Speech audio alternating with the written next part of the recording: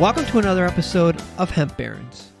I'm Dan Humiston, and on today's show, Joy and her guest talk about the challenges of buying and selling hemp. Her guest is a commodity exchange pioneer and provides us with valuable comparisons and insights into what to expect in hemp's future. Let's join Joy's conversation with Julie Lerner from PanXchange.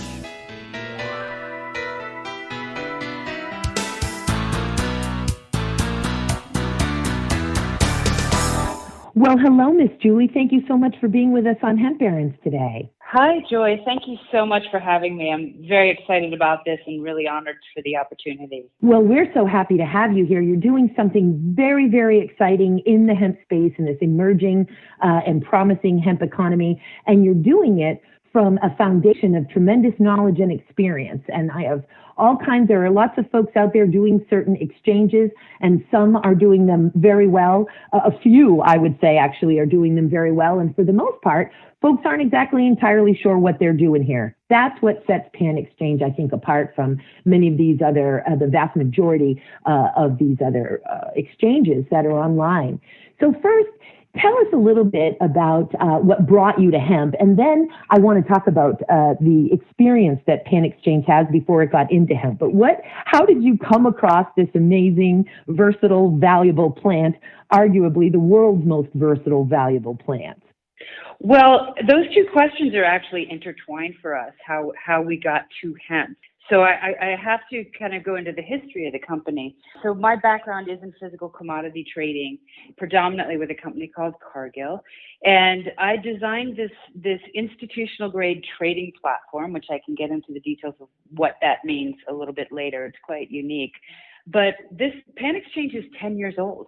We have a subsidiary in East Africa where we have over 30 different types of agricultural commodities, predominantly grains and beans, in Kenya and Uganda. And in the fourth quarter of 2017, we launched the same market structure solution in the 120 million ton specialty sand market here in the U.S. Now, that's a raw material required for the extraction of oil and gas in the U.S. Sand as a commodity was a very new concept at the time, and I'm proud to say that today we are the de facto benchmark price provider in that market and the only online trading platform. So leading up to your second question, when the Farm Bill was passed, we could not have been more excited. We thought, we've got this.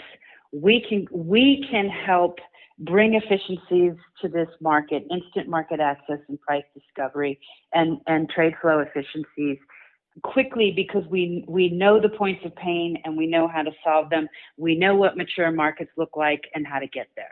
So that's the story in a nutshell. International, incredible experience, and experience with Cargill. But how did you hear when we say, the Farm Bill, and I'm assuming you're talking about the 2018 Farm Bill, obviously, because then it became the commodity, right? And that's where PanXchange comes in and your vast experience comes in. But where did you first hear about it? Was it the news? Was it from a friend? How did hemp come into your field of awareness? Well, we're constantly looking for new markets here at PanXchange. We've looked at some metals, for example, that required for electronic batteries.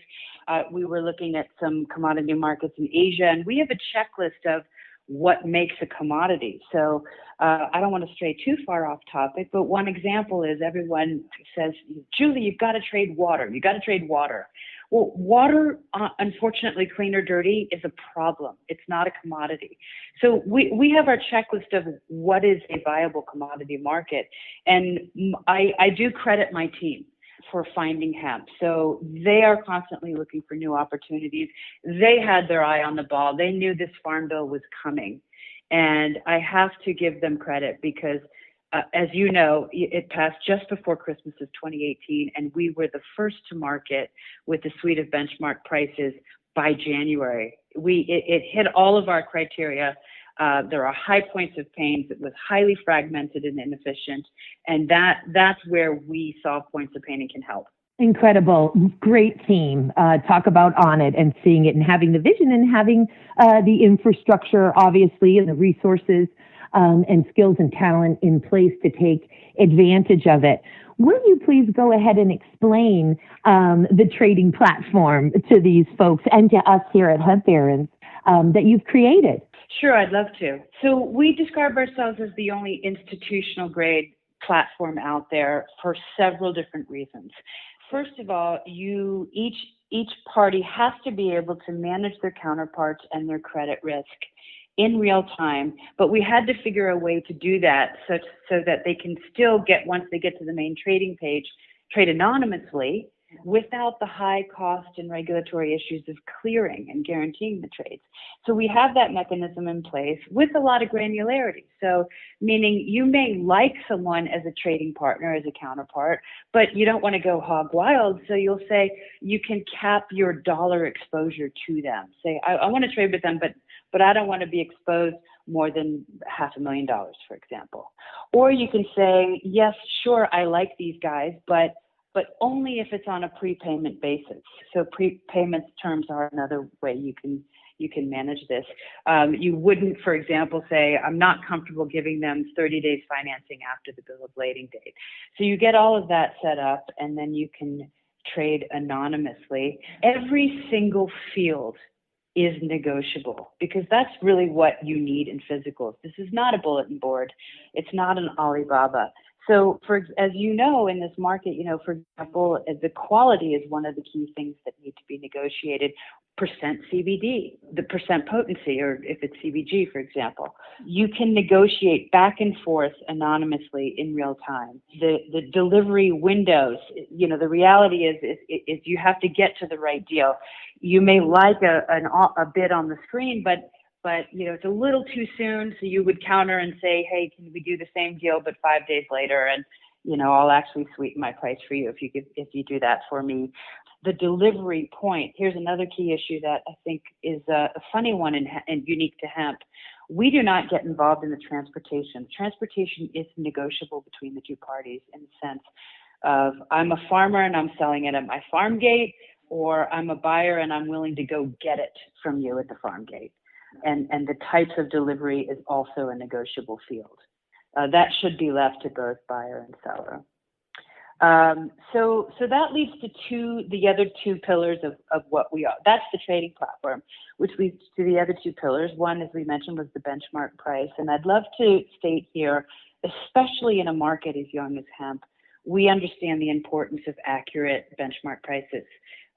People are double mortgaging their home for farmland, and investors are, putting a lot at stake. So we need to have accurate spot prices so people can predict forward revenues. Anybody who's involved in our pricing network is either a producer, a processor, a trade house, or an end user. No brokers, no reporters are involved in those in compiling those prices. And then the third pillar of what we do. So interestingly, obviously our technology was ready when the Farm Bill passed, but we didn't launch the trading platform or introduce it to the hemp market until August. Because the third pillar of what we do is, to the best that we can, bring market structure solutions. So we had to add a vetting process because nobody had credit history here and nobody knows the other counterpart.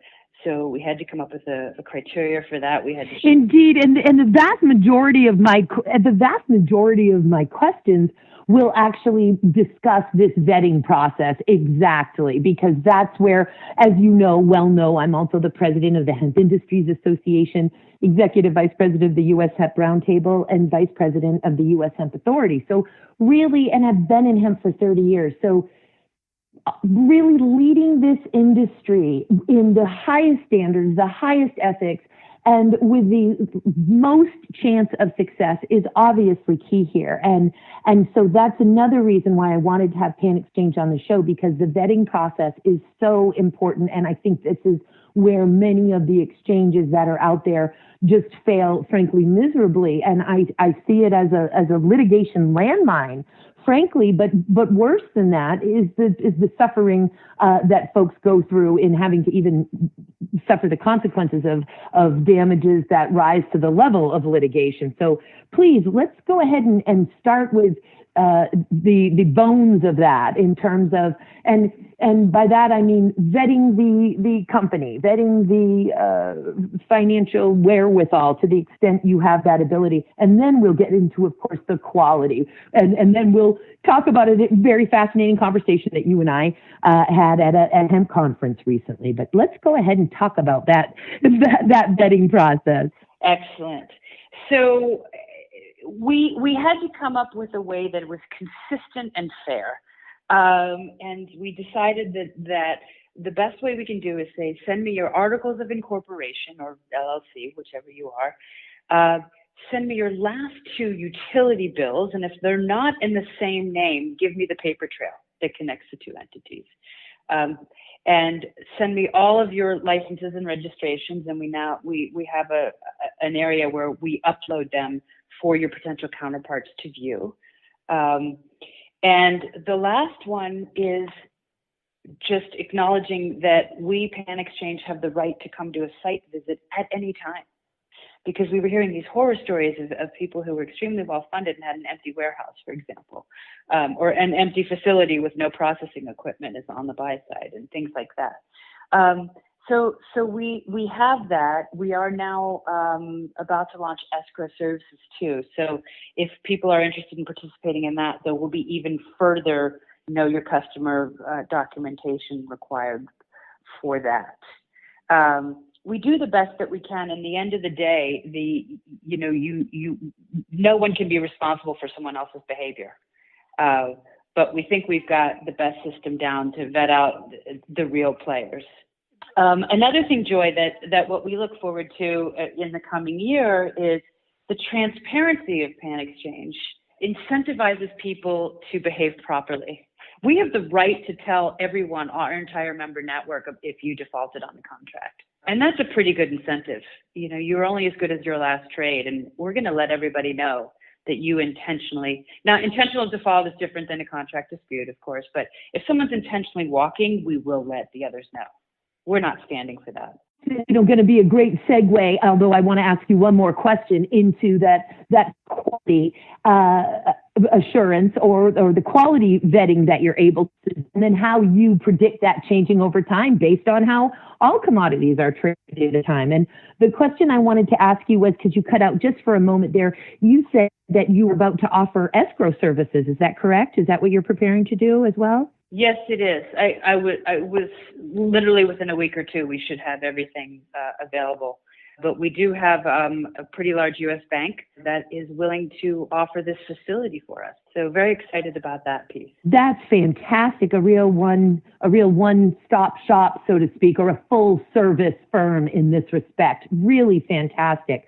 So now let's talk about the vetting process for the quality itself. For example, in the grain, and I noticed on your website, and I'll be so excited to have you add it there, grain is, of course, one of the major markets for hemp. And we talk about some fiber and things like that in herds, but not grain on that site. And yet I know you're very, very entrenched in, of course, the global grain market with these other crops. But so we have, obviously, there are lots of standard industry specifications around grain, not so much around fiber yet, but certainly around grain, because the hemp food market has been well established and is in full swing in many parts of the world. But of course, it's a lot more volatile in the extract market. I call it extract. I notice on the website you say crude oil, distillate, isolate. And so how do you go through verifying folks the quality of the commodities that they're trading on PanXchange? Well, how we do it today is leads into, I think, where you want to end up, that conversation we had. But what we do at PanXchange, the beauty of what we do is how flexible this platform can be and how we tailor it to each market we go into. So one of the things we had to do for hemp, which on a personal note, disappointing, but I'm happy to provide it to the industry, we had to disable automatic matching. For example, a seller likes the bid they're seeing, but the buyer does not want an automatic match until they see the COA. So we had to provide this facility where you can load the COA and the buyer can see the COA. and then agree to the other terms or negotiate the other terms. We'll get to it, I know, but that's not how world market commodities trade. You trade on the actual specification. So, meaning if you say I have 10% CBD biomass, you better deliver 10% CBD or better. So that's how we address the quality, is by the lab tests today. Sometimes they'll still need samples if it's a completely new counterpart to them. And I think part of it too is, as in, you're going to be trading on your word, and that was that very spirited conversation. Were we in Nashville, Miss Julie? Yes. Where were we? We were in Nashville. And you were adamant. It says, I know nobody trusts each other right now. I get that, but that's not how grain commodities or commodities work. You're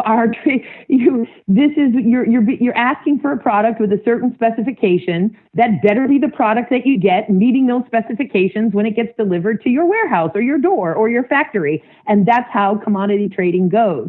And yet here we are constantly exchanging these COAs right now. And so essentially what you predict is that this will become like all other crops and all other commodities. You want to go ahead and elaborate from there? Yes, it needs to go in that direction. If you think about it, you cannot have a liquid cash market on PanXchange or any one of our competitors. You can't have a liquid cash market if you have to stop and look at lab tests first, and especially if you have to stop and wait 3 days and look for a sample. It needs to move to this level of trust to get the level of efficiency that you need. You know, it's an expensive predicament when you come to PanXchange because the trucks that you bought didn't show up, and you have to stop production and then wait for the COA for this other stuff that's listed and available. You need to be able to move instantaneously on product.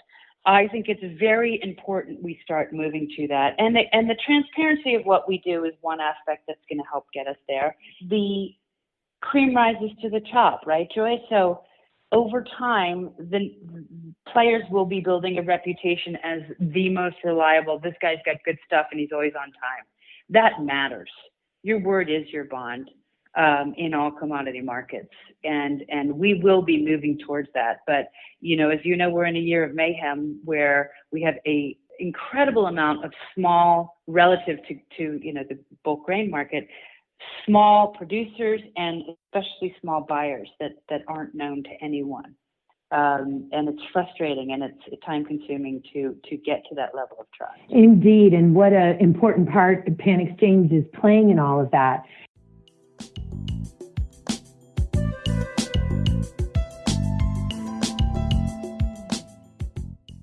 And now I'd like to ask you, in our remaining time, trends that you're seeing now and some predictions that you have for the future, particularly for 2020 and then maybe for 5 years from now. What are some trends you're seeing right now on PanXchange of interest, so to speak, the highlights or the ones that folks might find particularly fascinating? Well, you know, we just issued our monthly report just before Christmas. It's coming to light how oversupplied the market is right now. As you know, so many people thought they would be selling biomass and ended up doing tolling splits. So it's not surprising to see far more interest on our platform now to discuss distillate as opposed to biomass. So prices are coming down. We took a gamble in December. We're pretty nervous about putting that report out. But we, you know, as a commodity trader, don't tell me what the market is in terms of dollars. If you're a consumer products good business person, of course that number matters to you. But as a commodity person, I want to know what is actual supply and actual demand. And we ran 3 different scenarios on that. And any way you slice it, the actual physical product that's needed for the CBD market, again, not smokable flower, but just for the products, the consumer products, it's a lot lower than most people thought. So we're going to have to work through that oversupply in the near future. I do want to plug, if I may, Miss Joy. Miss Joy, queen of the hemp market, I want to start more dialogue on the industrial side of the market because that's really exciting long term, but prices have to come down substantially to make that work. Absolutely, they do. I want to first ask you, and because, boy, those my favorite topics, and you know I love CBD. I'm the regulatory officer and industry liaison for Elixinol, which has hemp CBD products in 50 countries. And I also own a hemp grain processing facility, and I also do the training for Hemp Technologies, which built the first permanent hempcrete homes in the U.S. So grain and fiber, those really are also the trillion-dollar industries, whereas CBD and hemp extracts are the billion-dollar industries. And also that's where the biggest planetary healing will come from, of course, is once we're able to feed those paper, textile, human and animal nutrition, building materials, biocomposites, industrial sealants and coatings, supercapacitors, energy, fuel storage, nanotechnology. Somebody stop me, markets. And that is absolutely where hemp is headed. But with regard to the report that you mentioned, my dear, is that a report that you make publicly available? Yes, it is. You can find, in fact, a year's worth for a limited time. It sounds cheesy, I know, but we are moving to a subscription model in the near future. But you can find every monthly report on our website. And how about you go ahead and tell us your website right now, because that's very valuable information. So I would get it while you can, folks, and then consider a subscription with PanXchange. But how can folks get to you right now? Absolutely. So it's PanXchange.com, PanXchange.com, and you would go to the Hemp Market News and find all of the there.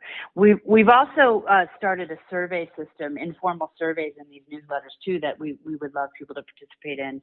Last month we did it on highest points of pain in lab testing, for example. And this month we were related to our report is extraction amounts on the actual processing of biomass. So that's a fun piece that will continue. Excellent. PanXchange.com and go to Hemp Market News.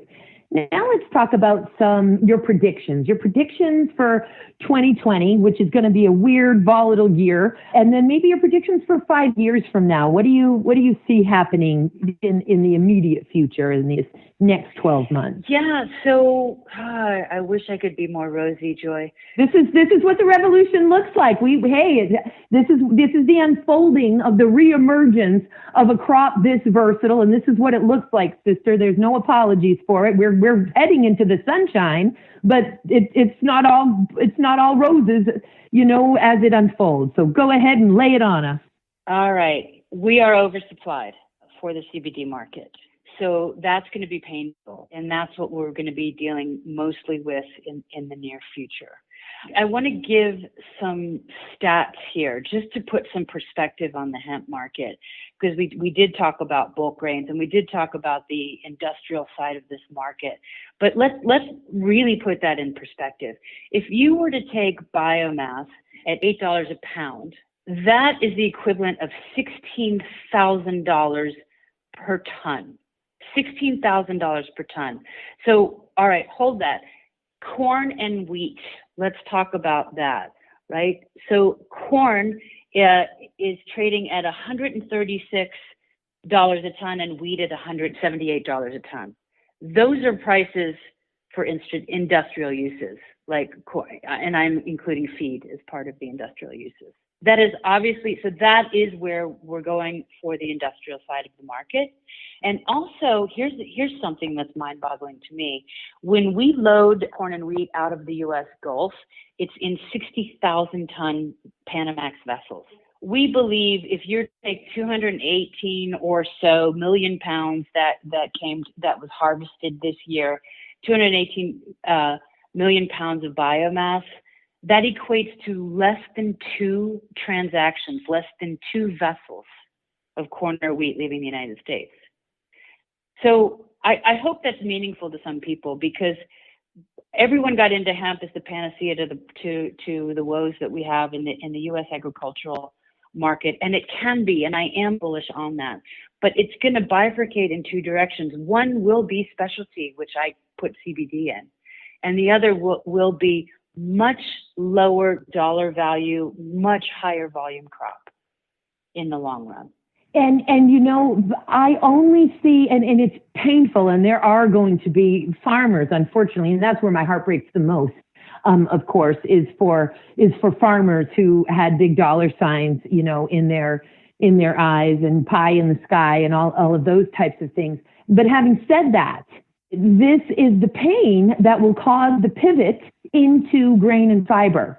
And when folks ask me, as they do all the time, I speak all over North America and other parts of the world, how can we prepare? What can we do? And I say, prepare to pivot.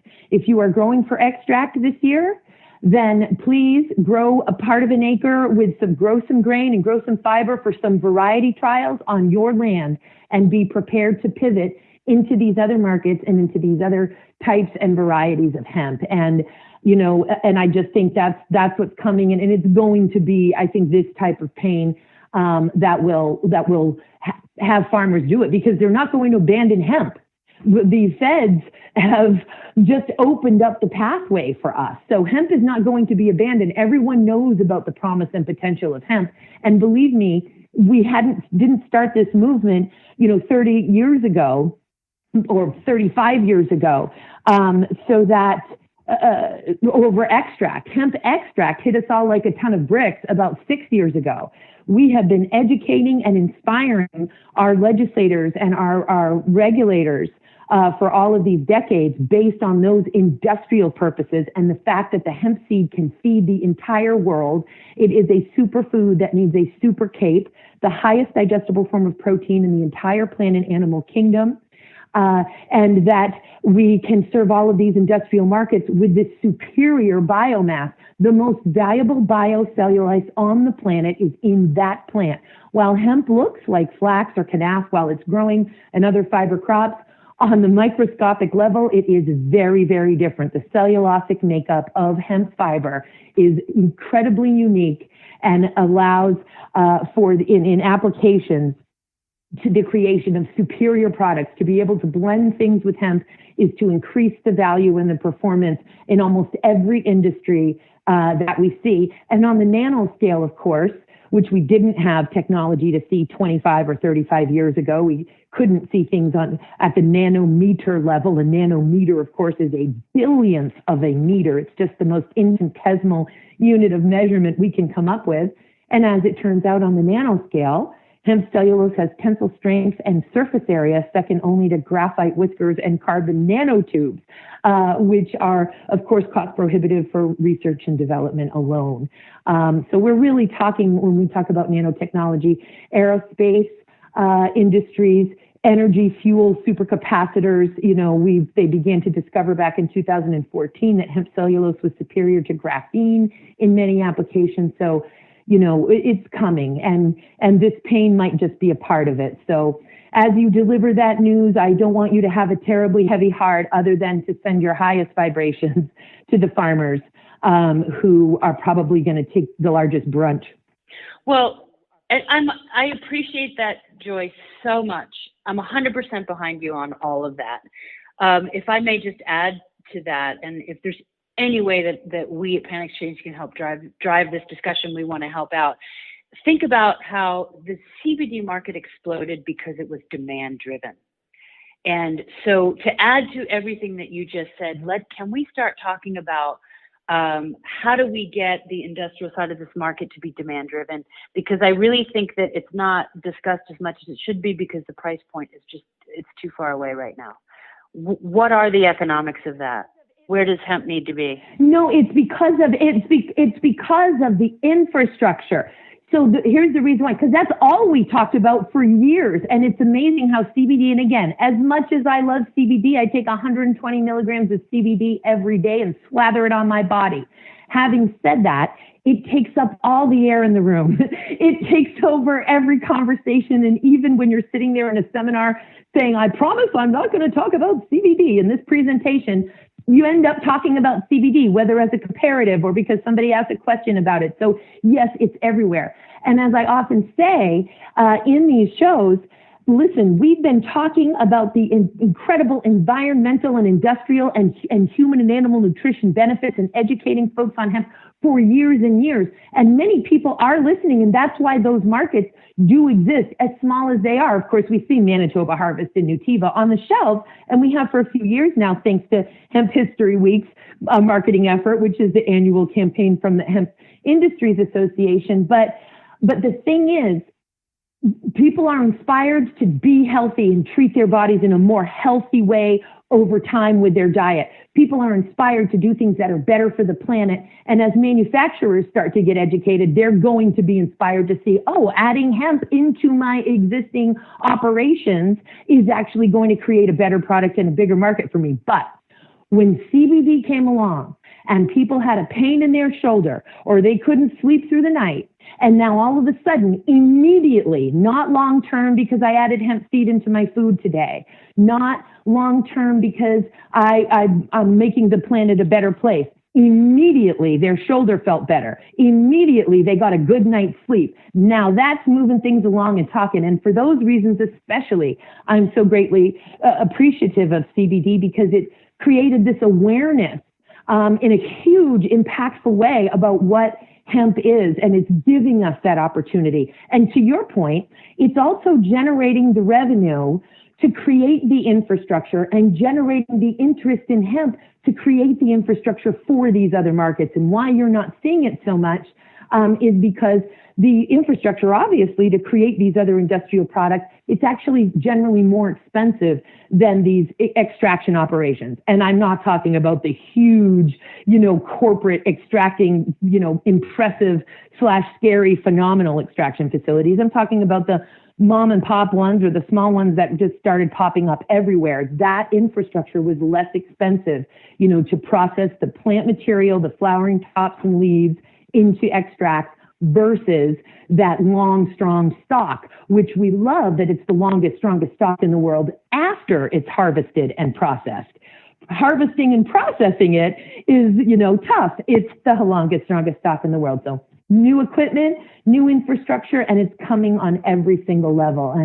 And Julie Lerner, I'm just so happy to have you on the show today. Believe me when I tell you, you are going to be coming back on if you will have us, because you're just a wealth of information and insight, and your perspective, I think, is extremely valuable to the building of the hemp economy and all of the emerging opportunities that are happening because of the world's most versatile, valuable plant. Julie, thank you so much for being with us today. Oh my gosh! Well, I have to thank you right back, Joy. I mean, you are the queen of hemp, and it's so exciting to talk to someone else who's passionate about doing what we can to help this market grow up. And anytime, I would love it. Thank you so much. Oh, yay. My pleasure, my honor. There are lots of queens of hemp out there. And thank you so much, Miss Julie. And I know we'll be in touch soon.